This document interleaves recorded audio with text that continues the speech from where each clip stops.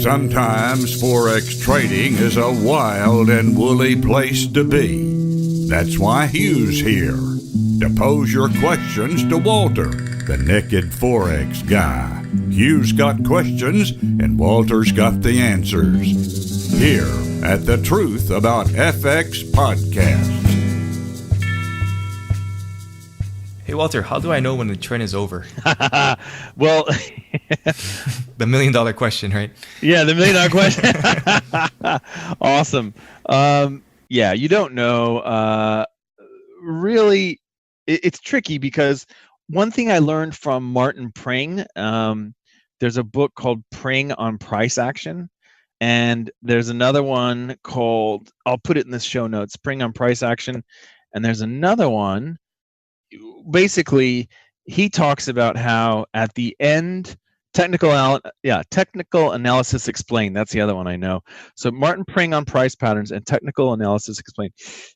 One thing that's interesting about the way that he talks about retracements is that you actually have this weird thing where at the end of a retracement, so the market, let's say the market's going up, you're trading the pound against the dollar, it's going up, up, up, and then it retraces. Often the very last candle, the very last bit of that counter trend retracement is the strongest one in the counter trend direction. Now, if you think about it, that makes it really hard to find the end of the trend. And if you believe this, okay, go back and test and see for yourself if this is true. But it often is. And what that means is you're going to be most likely to think the trend is over at the absolute worst spot because it's just the end of the retracement and the trend's going to re-engage now. So it's great. So it's awful, right? I mean, it's like everything in trading, we're totally built to go, the 180 the wrong way. But this is important to know. Like if you know this and you see this, then you should pay attention. When you see a really strong candle at the end of a retracement move, pay attention because that could be the end of the retracement. Now, it doesn't mean it always is. This is what I would recommend. If you're looking for the end of the trend, there's two ways to do this.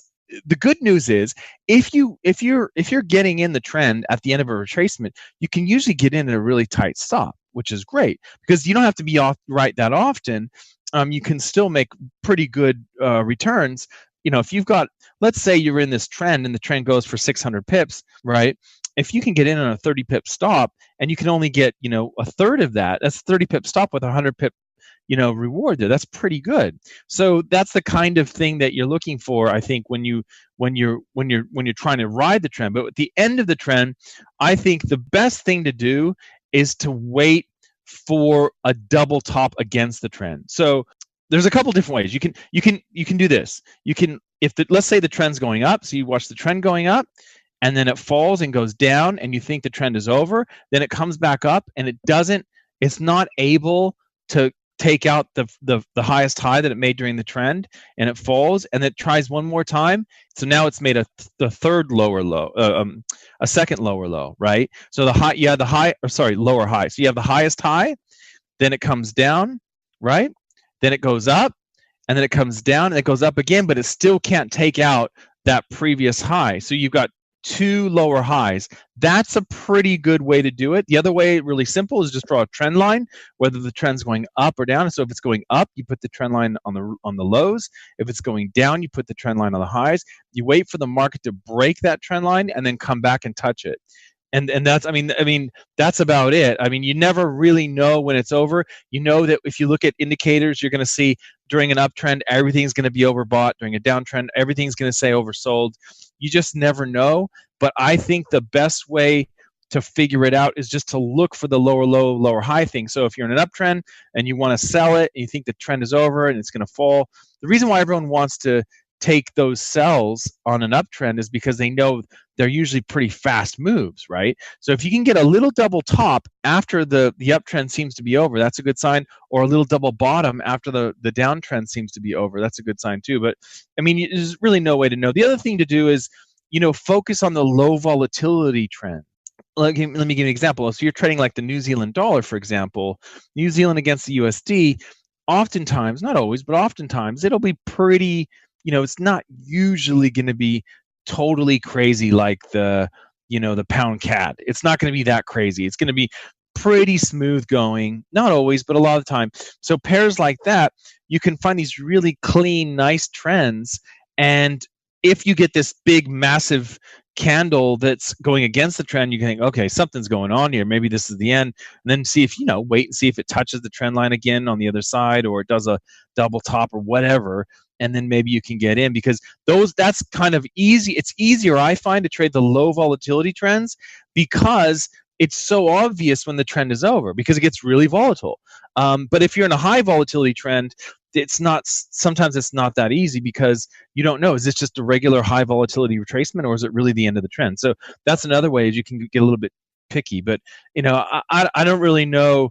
I mean, it's one of those things, like trying to pick the end of the trend. I mean, who knows? You just don't know. I mean, there's a couple, you can set up some rules, some trend line based rules, or double top rules, or double bottom rules. But other than that, you're better off just making sure that you have a really good expectancy with the system, and not, so that way you don't have to be right that often. You can be right 22% of the time and still make money, something like that. So hopefully that makes sense. I know it's probably not what everyone wanted to hear, but there are a couple of different things you can do there. Yeah, and it also has to fit your personality too, right? Like, I think some people are just better at that. Yeah, exactly. Like Hugh, you might be really good at trading the end of the trend, and you really like, the strong move that you get when a trend collapses.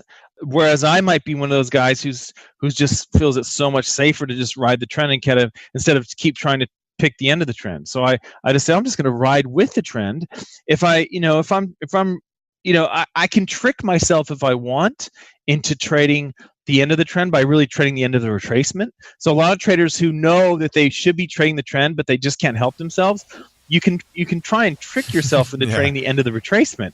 You know what I mean? And like zoom in on your chart or something. Look at this, like that's the end of the trend, sort of thing. And really, it's just the trend re-engaging. You can do something like that too. But yeah, so it's one of those things that's tricky. But I would just stick to a really solid rule that you found in your back testing, like the trend line retouch or the double top or whatever, and then make sure that you've got a good exit that has a really high high reward to risk, and then that way you can mess it up a few times and still do all right. Okay, cool. Those are great tips. Thanks, Walter. Thank you, Hugh.